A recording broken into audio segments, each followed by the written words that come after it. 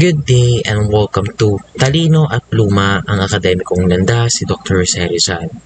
But first, we're going to read the learning objectives. First, trace the educational journey of José Rizal from his early home education and formal schooling in Biñan to his college years in Manila and further studies in Europe. Second, explain how Rizal's experiences in local and foreign institutions contributed to his intellectual, moral, and nationalistic development. And third, evaluate the impact of Rizal's academic achievements, language mastery, and exposure to liberal ideas on his role as a reformist and national hero. And lastly, prepare for the licensure examination for professional teachers by applying key facts and insights about Rizal's education to possible test questions. Let's explore the early academic journey of Dr. José Rizal, the Philippine national hero. Born on June 19, 1861 in Calamba, Laguna, Rizal was the seventh of 11 siblings in a well-educated and respected family. His parents, the father Francisco Mercado and the mother Chudora Alonso Rialota, greatly influenced his upbringing. Early education in Calamba in Biñan from 1861 to 1872. Before attending a formal school, Rizal received his first lesson at home, which is his mother, the first teacher. Doña Teodora Alonso was not only a loving mother, but also Rizal's very first teacher. At just 3 years old, the age of 3, she taught him alphabet, prayer, and religious values. She was very patient and encouraging, and she discovered Rizal's gift for poetry early on. She nurtured his creativity by telling him stories, which helped develop his imagination and love for learning. But not just her mother, but also they hired private tutors, which is these three. First, Maestro Celestino. Maestro Celestino taught him basic reading and writing. Then, Maestro Lucas Padua continued his lessons. Then, lastly, the most important is Leon Monroy, a former classmate of Rizal's father, who taught him Spanish and Latin. It also lived with Rizal's family, but sadly passed away after 5 months of teaching. After that, José Rizal started the formal schooling in Biñan on 1870 to 1872. In June 1870, Rizal was sent to Biñan, Laguna to study under Maestro Justiniano Aquino Cruz. But there's some challenges. To adjust, this was Rizal's first time being away from his family, and second, he was bullied by some classmates, especially Pedro, the teacher's son. But also Rizal is academically excellent.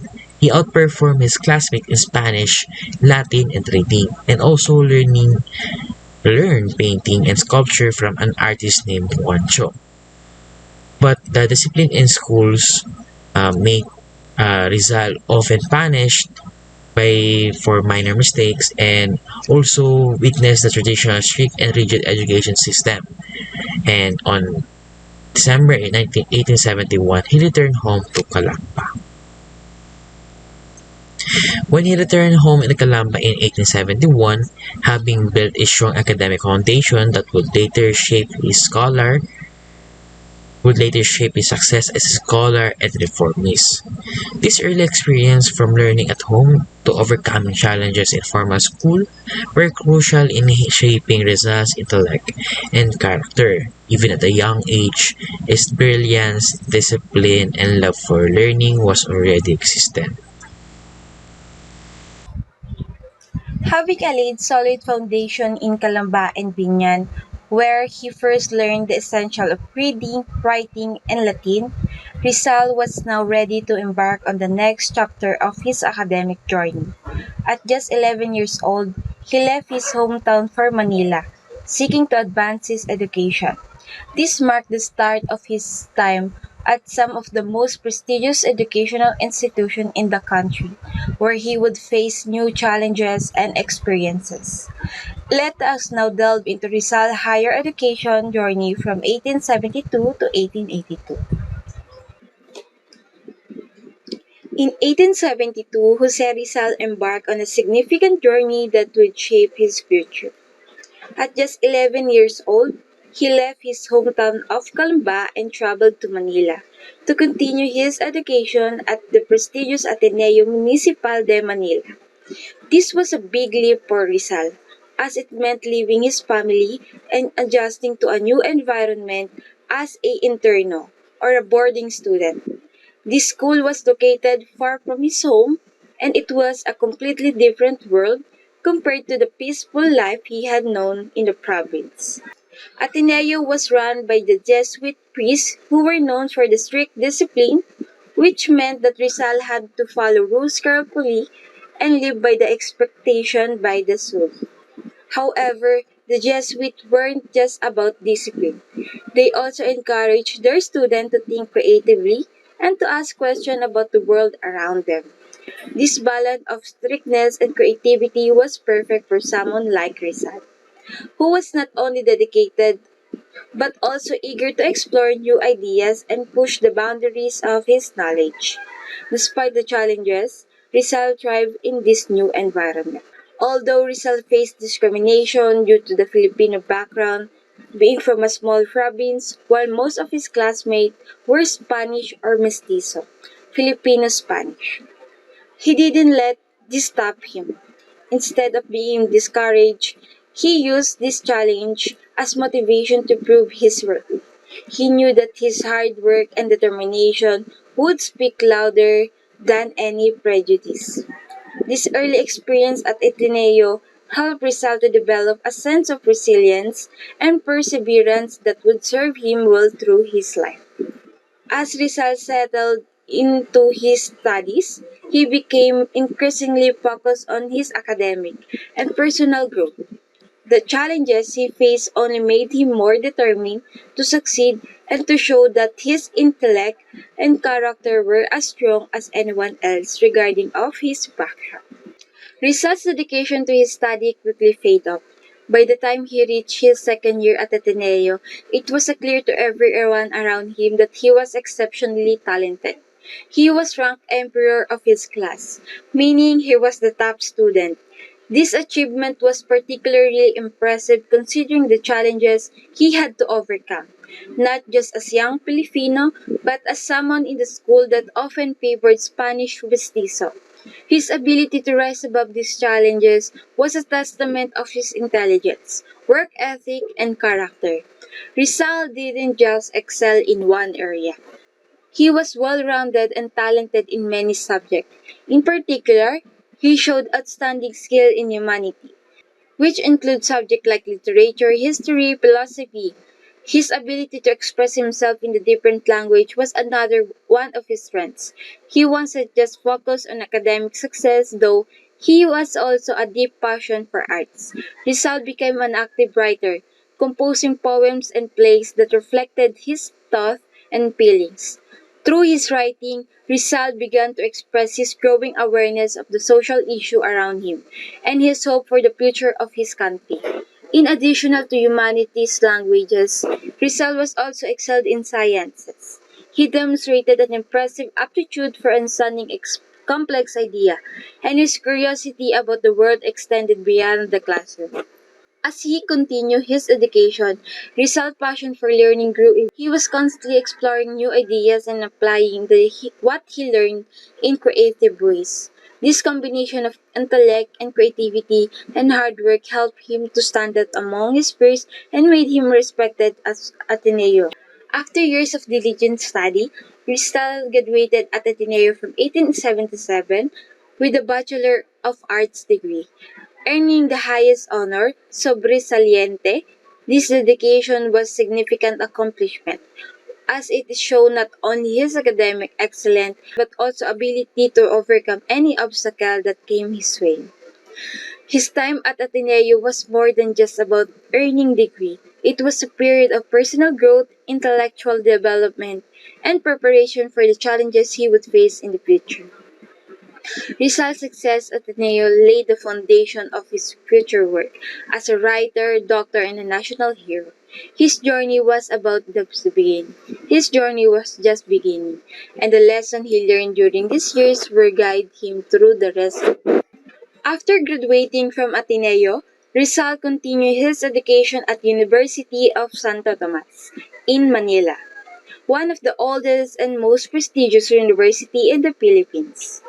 In 1877, he initially enrolled in the Philosophy and Letters program, which was a liberal arts course that includes subjects like history, literature, and philosophy. Rizal was very interested in expanding his knowledge, but his heart was set on studying medicine. However, at that time, there were no open slots for medicine students at the UST. So Rizal had to make to do with another course while waiting for an opportunity to study his true passion. In the meantime, Rizal enrolled in the vocation course called Perito Agrimensor, which is a course to expert surveyors. Although he wasn't his first choice, Rizal took it seriously, learning the skills of surveying and measurement. While studying this course, he remained hopeful that he would eventually be able to pursue medicine. True enough, in 1878, an opportunity opened for him to shift to the medical course at the UST. Rizal decided to follow his passion for medicine, particularly ophthalmology. As his mother, Teodora Alonso Rialonda, was suffering from the poor eyesight, Rizal wanted to become an expert in eye treatment so that he could help his mother regain her sight. Thus, from 1878 to 1882, Rizal dedicated himself to studying medicine at UST. His dedication to pursue ophthalmology was not only driven by his love for his mother, but also by his desire to help others, especially Filipino who were deprived of proper medical care at the time. Despite his dedication of his study, Rizal faced numerous challenges at the University of Santo Tomas. One of the major struggles he encountered was racial discrimination. The Dominican professor at UST were known to favor Spanish mestizo students over Filipinos, and Rizal, being the native Filipino, was treated unfairly because of his bias. The discrimination was a harsh reminder of the social inequality that existed in the Philippines under Spanish rule. Moreover, Rizal was not happy with the outdated educational system at UST. The teaching methods were old-fashioned and Rizal found them limiting compared to what he was experienced at Ateneo. He believed that the university was not offering a modern and progressive education, especially in the field of medicine. The rigid and conservative environment at UST left him frustrated, as he felt that his intellectual curiosity and passion for learning could not fully nourish in such restrictive system. Despite this struggle, Rizal excelled in his study and remained dedicated to his medical education and was particularly focused on ophthalmology. His academic performance was outstanding, and he gained the respect of his peers. However, the challenges he faced as UST, along with the unfair treatment and outdated curriculum, led him to major decisions. Rizal realized that in order to receive a better education and expand his knowledge, he needed to study abroad. This decision would become a turning point in his life, as it marked the beginning of his journey to Europe, where he would receive a more modern and advanced education that would shape his future as a doctor, writer, and a national hero. Now that we're done with Rizal's education in the Philippines, let's deep dive into his education in Europe. He left for Spain in May 3, 1882 without telling his parents, and he secretly traveled to Madrid to continue his studies. Right after that, in 1884, he completed his Doctor of Medicine, but he could not take the final licensure exam due to financial struggles. On the next year, 1885, he earned another degree with highest honor, which is the licentiate in Philosophy and Letters. At the same university, Universidad Central de Madrid, He first published his work and started writing about the Philippine issue in newspapers of Spanish like La Solidaridad. At the same period, he began writing Noli Me Tangere, inspired by the injustices he saw in the Philippines. After pursuing his studies in Spain, he had further studies in Paris and Heidelberg. This takes place from 1885 to 1887. He specialized in ophthalmology in Paris under Dr. Louis de Wecker, a famous eye surgeon. After that, he continued studies at the University of Heidelberg under Dr. Otto Becker, mastering advanced eye treatment. During that time, he also wrote a poem, A Los Flores de Heidelberg, which is in English translated as To the Flowers of Heidelberg. This poem expresses his longing for his homeland. He also became a member of scholarly societies. He joined the Anthropological Society of Berlin, where he met top European scholars. During his studies in Spain, Paris, and Heidelberg, Germany, we can really tell that Rizal excels in his studies. He really pursues all of his interests and makes sure to achieve what he wants. Good day everyone! Today I will be sharing how Dr. José Rizal embodied the spirit of lifelong learning and intellectual pursuits. It is a trait that made him not only our national hero but also a modern scholar for generations. Dr. Rizal was a man driven by knowledge. He mastered over 22 languages including Spanish, French, German, Latin, and Japanese. This wasn't just for show. It allowed him to engage with global thinkers, read a wide range of texts, and communicate his ideas to an international audience. He also studied history, anthropology, and sociology. Rizal believed that to move forward as a nation, we must first understand who we are. His writings celebrated the richness of pre-colonial Filipino heritage and emphasized the importance of having a strong national identity. As a writer and scientist, his literary and scientific works became tools for reform. His novels Noli Me Tangere and El Filibusterismo opened the eyes of Filipino to injustice. At the same time, his contributions to fields like medicine and natural sciences reflected his curiosity and commitment to national progress. More than anything, Dr. Rizal's life was a journey of continuous learning. He didn't stop seeking knowledge whether through books, conversations, research, or travel. He believed that learning was a responsibility, especially when it can uplift a whole nation.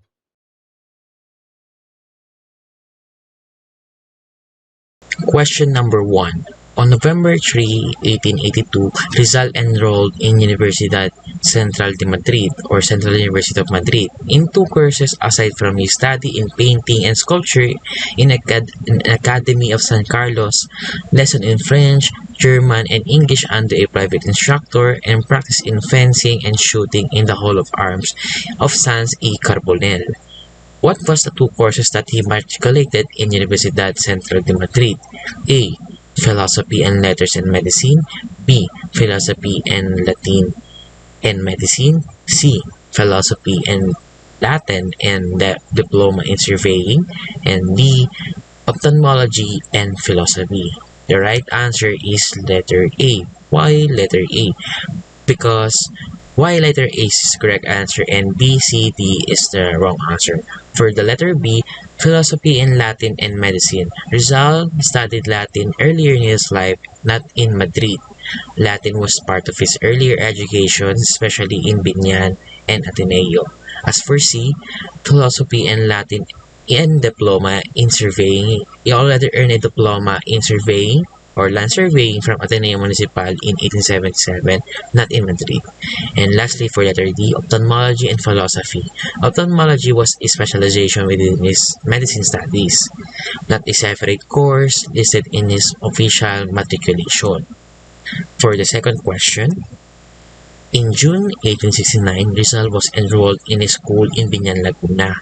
Who was his first teacher in school? Letter A, Maestro Lucas Padua. B, Maestro Justiniano Aquino Cruz. C, Maestro Jose Beck. D, Maestro Leon Monroy. And the answer is B, Maestro Justiniano Aquino Cruz. Why? Why Letter A, C, and D were incorrect because A, Maestro Lucas Padua, he was one of the Rizal's private tutors at home before he went to formal school. That's informal. For letter C, Maestro Jose Peck is Jose Rizal's professor at Ateneo Municipal de Manila, not in Biñan. And lastly, D. Maestro Leon Monroy. He was another private tutor who taught Rizal Spanish and Latin at home and passed away shortly after. And for question number 3, Andres Bonifacio is to the Katipunan, as blank is to the Liga Filipina. A. Marcelo H. Del Pilar. B. Luciano Lopez Haina. C. Jose Rizal. D. Galiciano Apoquible. And the answer is letter C. It's Jose Rizal. Why A, B, and D is incorrect because A. Marcelo H. Del Pilar was a propagandist and editor of the La Solidaridad, but not the founder of La Liga Filipina. B. Luciano Lopez Haina is another propagandist and an editor, but he also had no direct role in founding the La Liga Filipina. And lastly, D. Mr. Gallicano Apicable, he was the cousin of Rizal and a member of the propaganda movement, but again, not the founder of La Liga. Number 4. Rizal graduated a degree of licentiate in medicine in June 1884 at Universidad Central de Madrid, as well as a degree of licentiate in philosophy and letters in such school with the rating of... The answer is A. Sobresaliente or excellent. Rizal was awarded the degree of licentiate in philosophy and letters on the same university in June 19, 1885 and with the rating of sobresaliente or excellent. Number 5. In 1865, the young Rizal experienced his first sorrow, which one of his sisters died, and his sister was... The answer is D. Conception. The young Rizal experienced his first sorrow in 1865 when his sister Concepcion died at the age of 3. He was 4 years old at this time. Number 6. The Secondary School of Jose Rizal. Letter A. Primary School in Biñan. Letter B. University of the Philippines. Letter C. Universidad Central de Madrid. Or letter D. Ateneo Municipal. And the correct answer is letter D. Ateneo Municipal. Rizal studied here for his secondary education starting in 1872. He graduated with high honors and was known for his excellence in academics and character. Why other choices are incorrect? Letter A. Primary school in Biñan. This is incorrect because this was where Rizal studied during his primary education, not secondary. Letter B. University of the Philippines. This is also incorrect. The University of the Philippines was founded in 1908 after Rizal's death in 1896, so he could not have studied there. Letter C. Universidad Central de Madrid. This is a real school Rizal attended, but it was in Spain during his higher education, not secondary. Number 7. At nearly 16 years old, Jose Rizal enrolled in the University of Santo Tomas taking philosophy and letters. What were his reasons for choosing this course? Letter A. He wanted to be philosopher and admired classical education. Letter B. His father preferred it and he was still undecided about his career path. Letter C. He was influenced by his professors in Ateneo.